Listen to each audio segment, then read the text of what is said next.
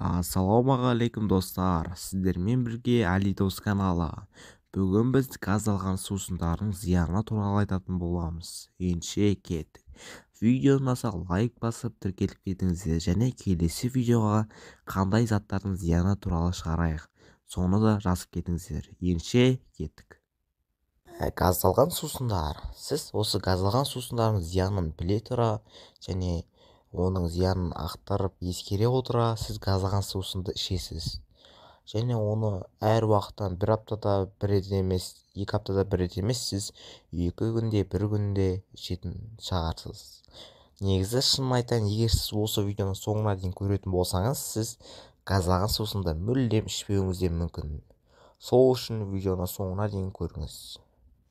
Газдалған сусындар, көбісі айтады, газдалған сусынның зияны ол мысалға кола сахарға болып кетуі мүмкін, қанты көп ішінде газдалған су, энергетиктер мысалға горилла, жүрекке зиян дейді. Газдалған сусындар және энергетиктер туралы сіз барлығын білесіз және зияны не екенін де білесіз. Сіз бірақ оны біле тұра қолданып ішесіз. Енді мен сіздерге оның нақты қандай зияны бар екенін толықтай түсіндіріп кетейін, ендеше тамашалап отырыңыздар.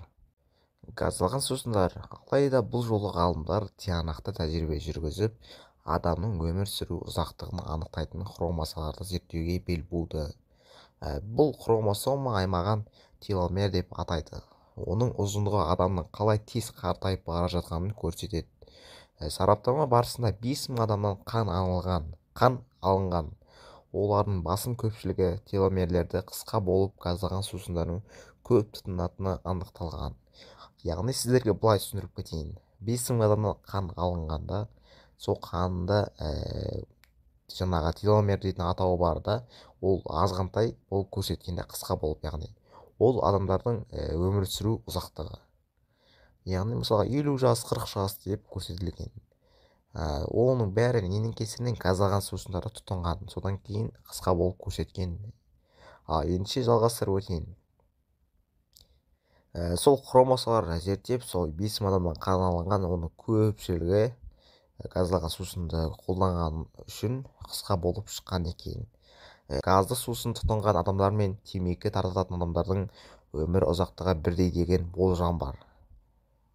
Өйткені газды сусын тек қана ағза клеткаларынан қартайып қоймай, сонымен қатар жүрек ауруларына, қатерлі ісікке, диабетке шалдықтырады. Сондықтан газдалған сусындардың тұтынбай, оның орнына қарапайым қара су ішкендеріңіз абзал.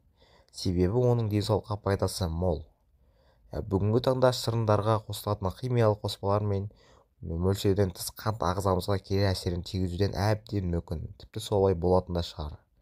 Сол себепті шырынды өзіміз қолдан жасап, немесе сенімді жерден ішкеніңіз дұрыс. Ең бастысы тәтті суға қызығып, өмірімізді өкінішке айналдырып алмайық достар. Енді мен сіздерге толықтай түсіндіріп кетейін. Енді осы видеодан кейін сіз газдалған сусынды тұтынасыз ба, тұтынбайсыз ба өзіңіз білесіз. Бірақ жаңағы айтып кеткендей 5000 адамнан қан алынған делінген, оның көбісі қысқа болып шыққан. Теломер деген ол жаңағы хромосоманың атауы болып кетеді. Яғни қысқа деген бір 30, 40, 50 жылда адамның өмір ұзақтығы солай көрсетілген. Оның бәрі неден? Оның бәрі газдалған сусынның кесірі екен. Және тағы да болжам бар дейді, темекі мен газдалған сусын ішетін мен қолданатын адамдардың уақыт мерзімі бірдей дейді. Бірақ ол нақты емес. Сіздерге нақты айтатын газдалған сусынды мүлдем ішпеңіз. Энергетика, тіпті макси чай, кола, фанта, спрайт, оларды да қолданбаған дұрыс. Тіпті бір айдың ішінде бір рет ішсеңіз, немесе 2 аптада бір ішсеңіз де болады, егер шыдамай жатсаңыз. Оның орнына қарапайым қара суды қолдансаңыз жақсы. Ол вообще былай ағзамызға мүлдем зияны жоқ, тек қана пайдасы болмаса. Сіздермен бірге болған Али Дос каналы. Егер видео ұнаса лайк басып тіркеліп кетіңіздер және келесіде қандай видео дайындайық, соны комментарийға жазып кетіңіздер және газдалған сусынды мүлдем қолданбаңыздар.